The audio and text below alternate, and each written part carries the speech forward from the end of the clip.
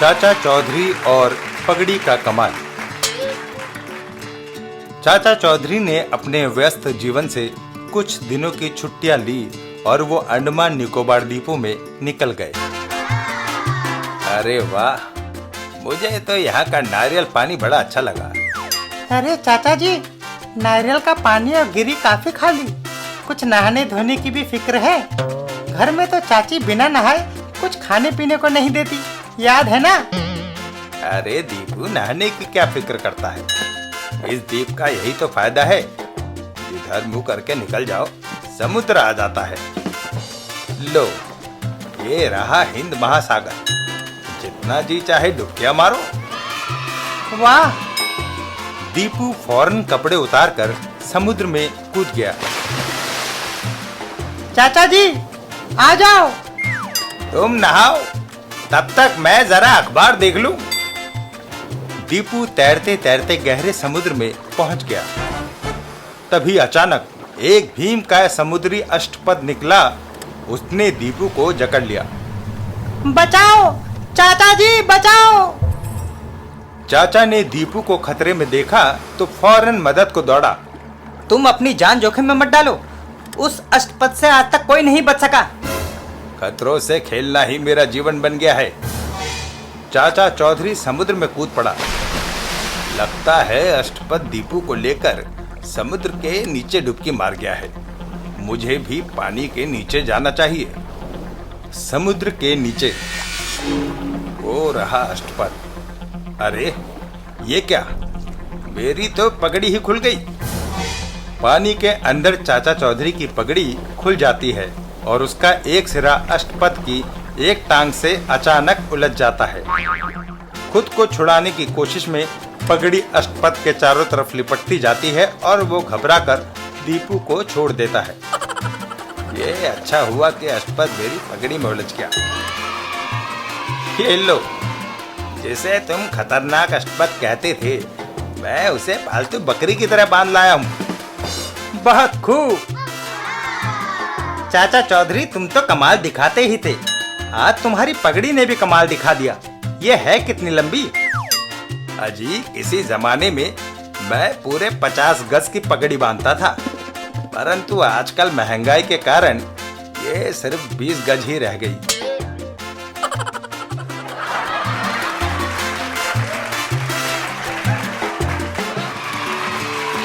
चाचा चौधरी और उड़ने वाली कार। चाचा जान, क्या हो रहा है? बिल्लू, एक कबाड़ी लॉर्ड कर्जन की ये पुरानी कार 150 में दे गया है। मैं इसके अस्थि पंजर की मरम्मत करके इसे चलाने की कोशिश कर रहा हूँ। देखता हूँ इंजन स्टार्ट होता है या नहीं। आहा, चल पड़ी। आओ बिल्लू, कार में बैठो, जरा घूम आते हैं। लेकिन कार के चारों टायरों में हवा नहीं है। हम धीरे धीरे इसे पेट्रोल पंप तक ले जाते हैं, वहां से हवा भरा लेंगे। लो, पेट्रोल पंप तक तो आ गए। अरे भाई, चारों टायरों में हवा भर दो जल्दी। मैंने इंजन चालू कर रखा है। एक बार बंद हो गया तो दोबारा चालू करना मुश्किल हो जाएगा। हमारा हवा भरने वाला कर्मचारी आज छुट्टी पर है। आपने जिससे हवा भरने को कहा है वो साइंस का प्रोफेसर है जो आज ही पागल खाने से छूटा है। आप अगले पेट्रोल पंप से हवा भरा लो। क्यों, हवा भरना कोई मुश्किल काम है क्या? अरे प्रोफेसर साहब, हम आपसे ही हवा भरवाएंगे। मैं आपकी खिदमत जरूर करूंगा। मैं आपकी ऐसी सेवा करूंगा कि आप मुझे सारी उम्र याद रखेंगे। अगले टायर हो गए, अब पिछले टायर। लो साहब, काम खत्म। लो प्रोफेसर, कुछ पैसे रखो, नाश्ता कर लेना। आए आए। तुम्हारी कार के टायरों में मैंने हवा नहीं, अत्यंत पावरफुल हाइड्रोजन गैस भर दी है जो हर चीज को उड़ा ले जाती है। बिल्लू, अब क्या होगा? सैर सपाटे को तो निकले ही हैं। आसमान में ज्यादा एडवेंचर रहेगा। ठीक है, फिर चलो। हुर्रे! जो मैं देख रहा हूँ, क्या तुम भी वही देख रहे हो? आसमान में कार।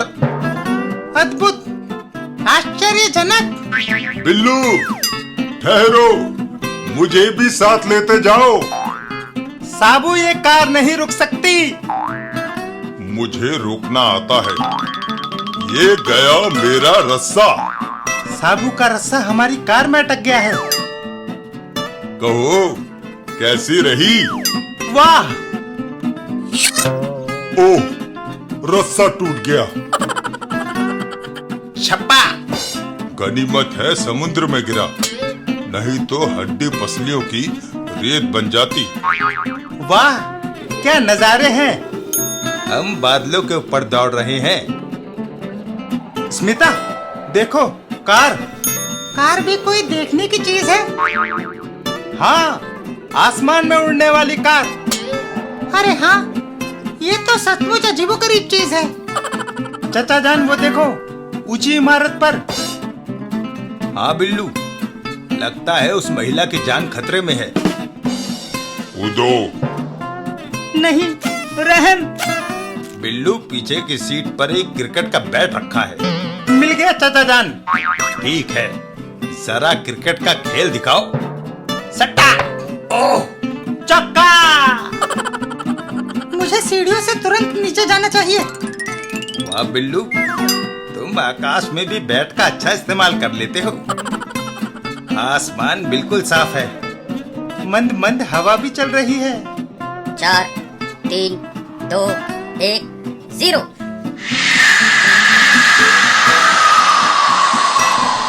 रॉकेट का छोड़ा जाना कामयाब रहा। चाचा जान, पीछे देखो, हम कितनी दूर निकल आए हैं। आए? क्यों ना रॉकेट के सफलता पूर्वक छोड़े जाने का जश्न मनाया जाए। आई?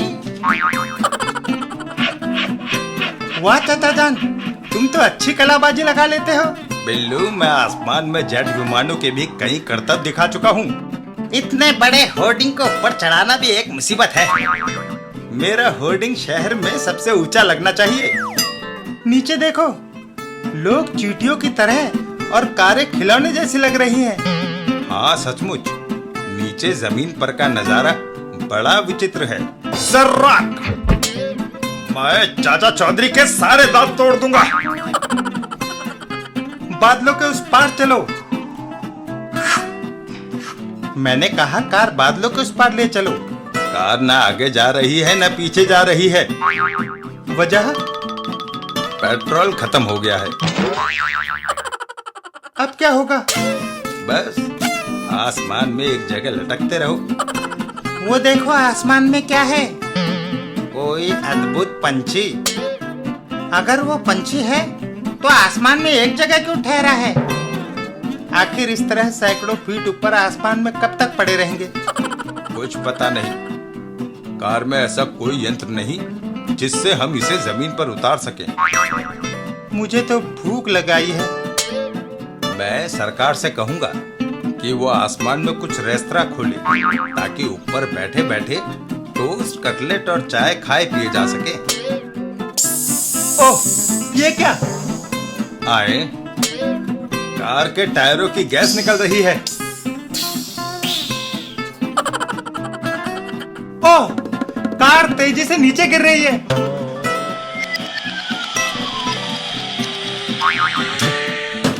ओह, घास फूस। चाचा जान, हम कहाँ हैं? आसमान में नहीं, मैं इतना कह सकता हूँ।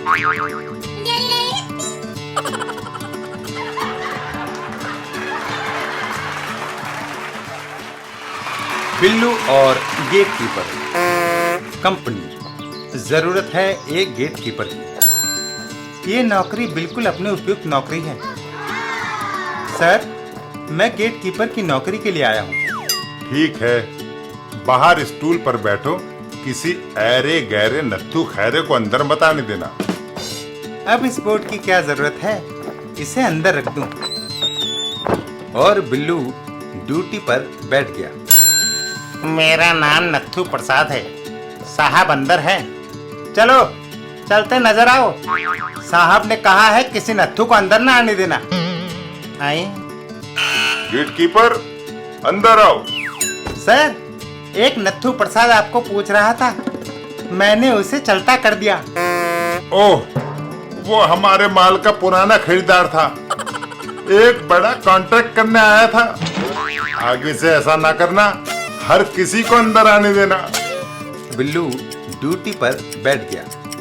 तुम्हारे साहब अंदर हैं?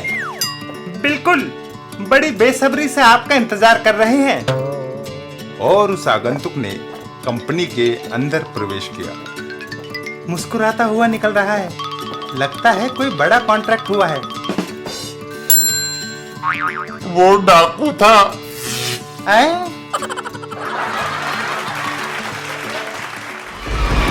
चाचा चौधरी और मौसम की आंख मिचुक। चाचा जी देखिए कुदरत का चमत्कार। थोड़ी देर पहले घने बादल छाए थे और सूरज निकलते ही गर्मी हो गई। साबू बेईमान आदमी की तरह मौसम का भी कोई भरोसा नहीं। मैं एक बार दिल्ली की गर्मी से बचने के लिए दार्जिलिंग पहुंचा। वहां पर आंधी और तूफान इतना था कि मैं घबरा कर वापस अपने शहर आ गया। अच्छा साबू, अब मैं घर जाकर नहाऊंगा। नहाने से गर्मी कम लगेगी। क्यों घंचू, मुझे बिना सलाम ठोके निकले जा रहे हो? पप्पन, तुझे क्यों सलाम किया जाए? तू अनपढ़, बेकार और आलसी है। तुझ में ऐसी कौन सी खूबी है कि आते जाते तेरा आदर किया जाए? मुझ में वो दिमाग है जो दूसरे किसी में नहीं है। तुम नाम लो और पप्पन उसे उल्लू बना देगा। क्या तुम चाचा चौधरी को ठग सकते हो? ये बात मेरे लिए उतनी ही आसान है जितना कि अपनी मूंछों पर तेल लगाना। नामुमकिन। देखो, वो इधर ही आ रहा है। तुम 1 घंटे बाद आना और देखना, अगर चाचा चौधरी बिना कपड़ों के मेरे घर से ना निकला तो मैं तुम्हें 100 रुपया दूंगा। नहीं तो इतना पैसा तुम मुझे देना। मैं चालाकी से उसके सारे कपड़े उतरवा लूंगा। ठीक है चाचा जी, आइए बैठिए। नहीं बप्पन, गर्मी बहुत है, घर जाकर नहाऊंगा। मैं आपको शरबत पिलाऊंगा, उससे शरीर में ठंडक पहुंचेगी। ठीक है। आप कमरे में बैठो, मैं शरबत लाता हूँ। वो अंदर गया। बाहर से दरवाजा बंद कर दिया जाए। कमरे के अंदर जो हीटर रखा है उसका स्विच बाहर है, उसे चला देता हूँ। गर्मी का मौसम और ऊपर से हीटर का ताप। चौधरी घबराकर सारे कपड़े उतार देगा। ओहो, बिजली कड़की, ओलों की वर्षा। मौसम अचानक बदला। ओलों से ठंड हो गई है। शुक्र है हीटर से कुछ गर्माहट आई। मैं ताप के वॉल्यूम को तेज कर देता हूँ। ठंड के कारण कपकपी आने लगी। ओह, शुक्र है ये कंबल मेज पर पड़ा था। 1 घंटे बाद। इस ठंडे मौसम में मैं बाहर निकलना तो नहीं चाहता था, पर बप्पन से शर्त जो लगी है। बप्पन, शरबत नहीं, अब गर्मा गर्म चाय पिलाओ। मौसम ने धोखा दिया। घंचू, ये रहा तुम्हारा 100 रुपया। हाय मौसम।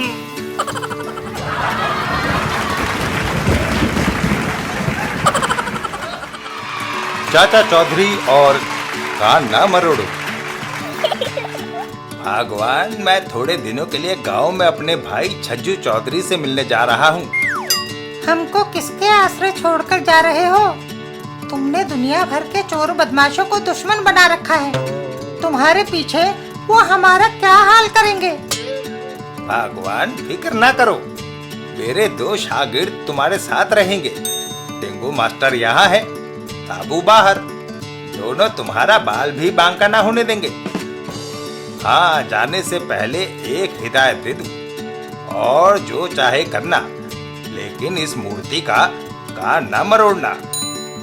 और चाचा चौधरी अपने भाई से मिलने गांव को रवाना हो गए। पलटू और रुल्दू दो बदमाश योजना बनाते हैं। पलटू, चाचा चौधरी तो चला गया, चाची अकेली है। उसे लूटने का इससे अच्छा मौका नहीं मिलेगा। लेकिन दरवाजे पर वो लंबू जो बैठा है, उस पर तो गोली भी असर नहीं करती। अरे उसकी फिक्र मत कर, हम उसकी नजर बचाकर पीछे की खिड़की से अंदर कूद जाएंगे। आओ मेरे साथ। पीछे की खिड़की से दोनों अंदर दाखिल होते हैं। है? तुम कौन हो? साबू, बचाओ! लगता है चाची मुसीबत में है, पर मैं अंदर कैसे जाऊं? ये खिड़की और दरवाजा मेरे लिए छोटे हैं। वह लंबू अंदर नहीं आ सकता। जल्दी से सारे जेवर उतार दो, नहीं तो मैं गोली चलाता हूँ। रुल्दू, मैंने सारे जेवर इकट्ठे कर लिए। चलो, अब 9 2 11 हो जाए। तभी उनका ध्यान मूर्ति की ओर गया। रुल्दू, ये हमको पिस्तौल दिखाता है। ये तो बेजान मूर्ति है, ये हमारा क्या बिगाड़ सकती है? देखो मैं इसका कान मरोड़ता हूँ। और कान मरोड़ते ही ओह, ये क्या? टिंगू मास्टर दौड़कर पिस्तौल उठा लेता है। चाची, तुम अपने जेवर संभालो, मैं इन्हें पुलिस चौकी छोड़कर आता हूँ। चलो।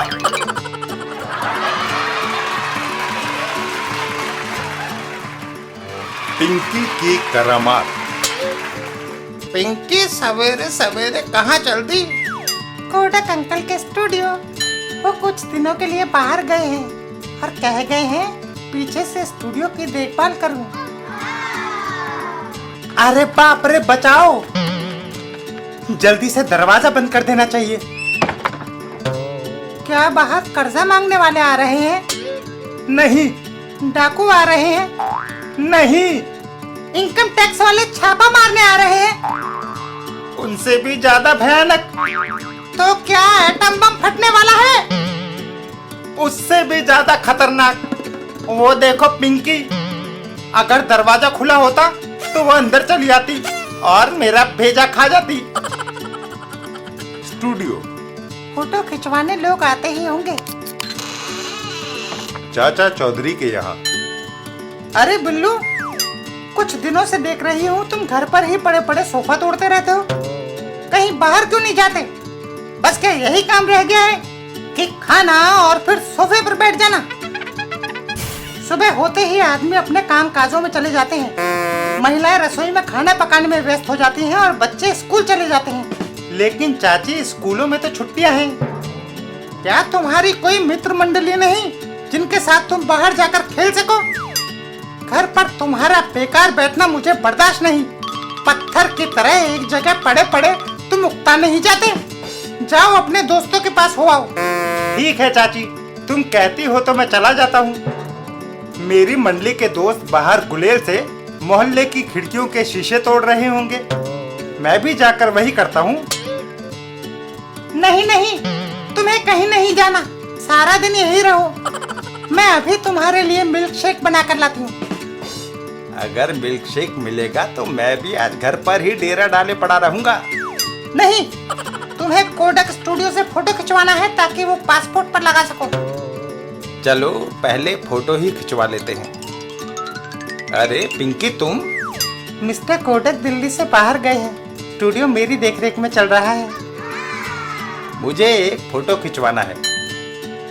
बड़ा आसान काम है। फोटोग्राफर साहब मुझे समझा गए हैं कि आदमी को सामने बैठाकर कैमरे की सिर्फ ये चेन खींच देनी है। 1 मिनट ठहरो, उठो, पहले हमारा बेबी फोटो खिंचवाएगा। लेकिन मैं यहाँ पहले आया हूँ। देखो, हमारा बेबी हर काम सबसे पहले करता है। बेकरी में जाकर सबसे पहला केक खाता है, फिल्म का सबसे पहला शो देखता है और लेकिन मेरे भी उसूल है, जो पहले आया वही पहले फोटो खिंचवाए। चाचा जान, आप इनके बेबी को गोद में बिठा लीजिए, दोनों का फोटो एक साथ खिंच जाएगा। हाँ, ये बात कुछ समझ में आती है। आपका काम बन गया। आप अपने बेबी को बुलाइए। बेबी, आए। बेबी अंकल की गोद में बैठ जाओ, एक साथ फोटो खिंच जाएगा। चाचा जान, फोटो खिंचने वाला है। आप कहाँ हैं? यहाँ। लीजिए, आपका फोटो खिंच गया। धन्यवाद। प्रिंट तैयार करके रखना। पिंकी, कितने पैसे हुए फोटो के? हम पैसे तभी लेते हैं जब ग्राहक को फोटो तैयार करके दे दें। ये हमारा उसूल है। क्या खाक उसूल है? यहाँ पहले मैं आया और फोटो खिंच गया उस बेबी एलिफेंट का। फोटो पहले आपकी ही खिंचेगी। उस बेबी एलिफेंट का दिल रखने के लिए मैंने कैमरा क्लिक कर दिया। इसमें फिल्म नहीं है। कैमरे में फिल्म मैं अब डालूंगी, फिर आपका फोटो खिंचेगा। धन्यवाद। प्रिंट तैयार करके रखना, मैं कुछ देर बाद आकर ले लूंगा। अरे, आप यहाँ क्यों खड़ी हैं? वह बेबी कहाँ है? बेबी चाहता है कि इस फुटबॉल फैक्ट्री में जो पहला फुटबॉल बने उसे वो ही खरीदे, इसलिए इंतजार में बैठा है। Site for football factory. है?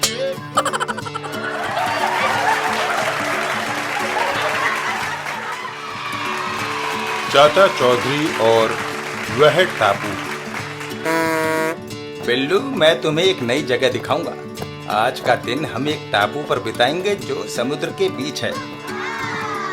आराम से बैठ गए? मैं बोट चलाने लगा हूँ। अभी साबू ने आना है। वो तैर कर आएगा। साबू, थक तो नहीं गए? चाहो तो बोट पर आ जाओ। नहीं, मैंने इससे भी बड़े बड़े समुद्र पार किए हैं। चाचा जी, जमीन नजर आ रही है। लगता है हम उस टापू पर पहुंचने वाले हैं। बिल्लू, उतरने की तैयारी कर लो। मैं तैयार हूँ। वाह, ये टापू बड़ा हरा भरा लगता है। जो जो हम आगे जा रहे हैं, जंगल घना होता जा रहा है। पत्तों की खड़खड़ाहट हो रही है। मच्छरों, दूर हट जाओ। साबू, इन जंगली लोगों के भालों में तीखा जहर लगा है। भाला चुभते ही मौत निश्चित है। जैसा ये चाहते हैं वैसा करना उचित है। चलो। बाकू, जंगली लोगों का मुखिया। अच्छा शिकार, इनाम मिलेगा। अजनबी लोग का मुरब्बा बनेगा। बलि से पहले हमारे पैर में सर झुकाओ। मोटे तरबूज, तेरी ये हिम्मत, मैं तेरा कचूमर निकाल दूंगा। शांत साबू। मुखिया, सबसे पहले मैं सर झुकाता हूँ। बच्चा कलबन। नीचे पड़ा कांटा मिल गया, क्यों ना थोड़ी मस्खरी की जाए। आऊ!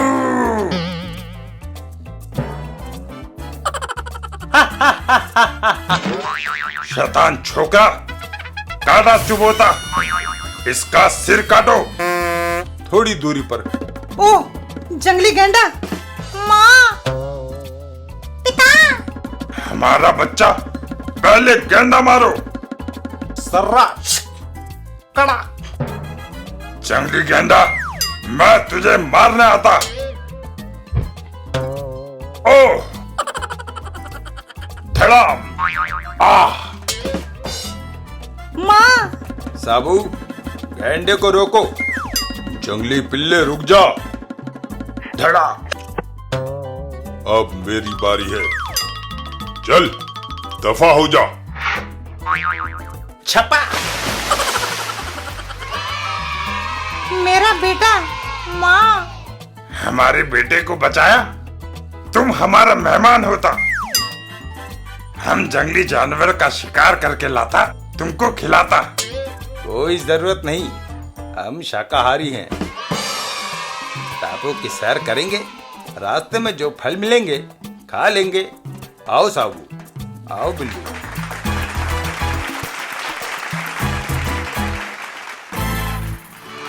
चाचा चौधरी और बीम का इनाम। जाप, पाकिस्तान से जो चरस आने वाली थी वो क्यों नहीं पहुंची? रॉक साहब, चाचा चौधरी नाम के एक आदमी ने बॉर्डर सिक्योरिटी फोर्स को सूचना दे दी थी और हमारा सारा माल पकड़ा गया। जो हमारे रास्ते में रुकावट डालता है उसे साफ करो। चाचा चौधरी सड़क पर दिखाई दे रहा है। कहो तो उस गीदड़ को हटा दूं? भीम, गोली चलाओगे तो पुलिस आ जाएगी। मैं उसे ऐसा मारूंगा कि लगेगा चाचा चौधरी ने खुदकुशी की है। ठीक है भीम, काम होने पर इनाम मिलेगा। चाचा जी, स्मगलरों को पकड़वाने के बाद वो आपकी जान के दुश्मन बन गए हैं। साबू, अपना कर्तव्य पूरा करने से वो मुझे रोक नहीं सकते। ओह, शायद वो कूदकर खुदकुशी करना चाहता है।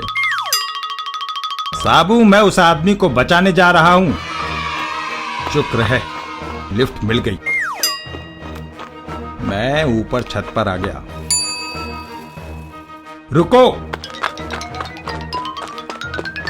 जिंदगी बड़ी अनमोल है, उसे क्यों गंवाना चाहते हो? बच गए। चाचा चौधरी, अब तुम्हें चौथी मंजिल से कूदना होगा। ये क्या मजाक है? मैंने तो तुम्हारी जान बचाई है। तुम्हें ऊपर चौथी मंजिल पर लाने का वो मेरा नाटक था। अब कूदो। मेरे 3 गिनते ही नीचे सड़क पर छलांग लगा देना। 1, 2 और 3। छलांग। काम खत्म हुआ। धन्यवाद साबू। मुझे आभास हो गया था कि आपकी जान खतरे में है, इसलिए मैं यहाँ खड़ा रहा। राख साहब, मैंने चाचा चौधरी को ठिकाने लगा दिया। मेरा इनाम ये लो। देखो, चाचा चौधरी जिंदा जा रहा है।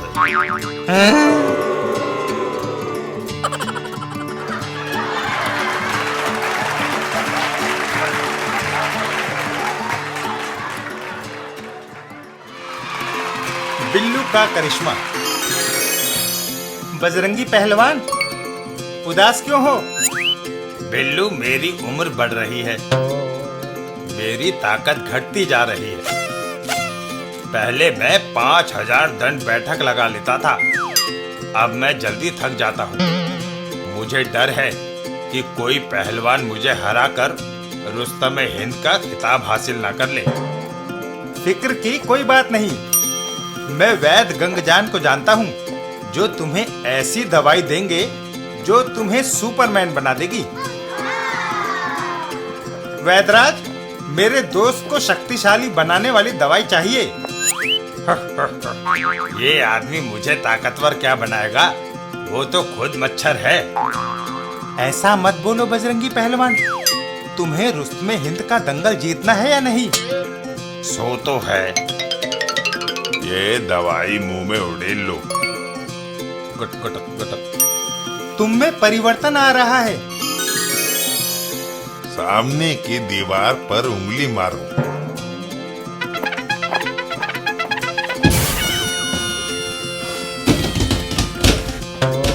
चमत्कार। बिल्लू, जो तुम कहते थे वो सच निकला। मुझ में असीम ताकत आ गई है। इसी बात पर शेक हैंड करो। ओह, तुमने तो मेरा पूरा जिस्म शेक कर दिया। तुम्हारे गाल पर काटने के लिए मच्छर बैठा है, मैं उसे मार डालता हूँ। हैं? जोरदार चाटे से उसका सिर घूम गया।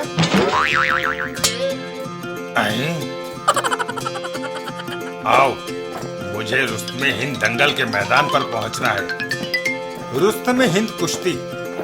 बजरंगी, आज मैंने कुश्ती पर 10,000 रुपए की शर्त लगाई है। मैंने 15,000 रुपए की। मैंने 20,000 रुपए की। तुम सबके पैसे दुगने हो जाएंगे। बजरंगी की जीत निश्चित है। शाबाश, पटक दो। मारो मारो मारो मारो मारो। सब लो आया मेरा दाव। जीत हरी की हुई। बजरंगी ने वैद्यराज गंगजान की ताकत की एक खुराक खाई थी, फिर वो चित कैसे हो गया? मैंने उस दवाई की डबल खुराक खाई थी। हैं?